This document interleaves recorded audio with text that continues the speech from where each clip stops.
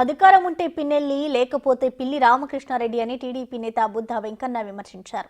పిన్నెల్లి సోదరుడు అనుచరుడు కిషోర్ పాయ్ నర్సరావుపేట జిల్లా అడిషనల్ ఎస్పీకి ఫిర్యాదు చేశారు బుద్ధ.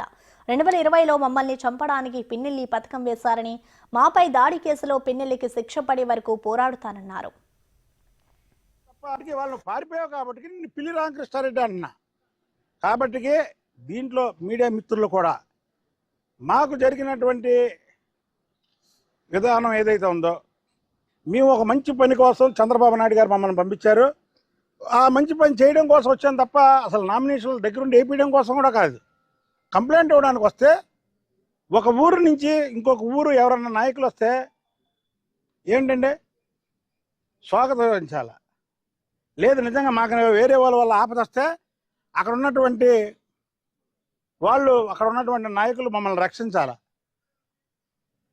అరే, నియోజకవర్గానికి కాపలాగా ఉండాల్సినటువంటి ఈ పిల్లి రామకృష్ణారెడ్డి మమ్మల్ని చంపితే మున్సిపల్ చైర్మన్ పదవిస్తానని ఏలం పాట పాడాడంటే, ఇలాంటి వ్యక్తులు ప్రజాస్వామ్యంలో ప్రజల మధ్య తిరగడానికి అర్హులు కాదు.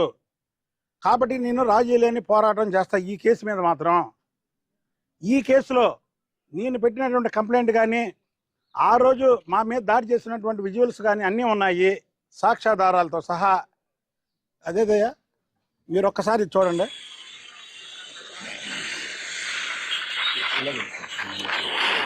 ఇదిగోండి,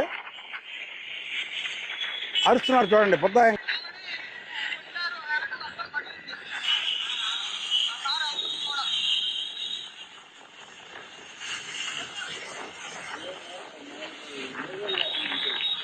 సార్ దుర్మార్గం సార్. కాబట్టి ఈ దుర్మార్గాన్ని అణిచివేయాలి.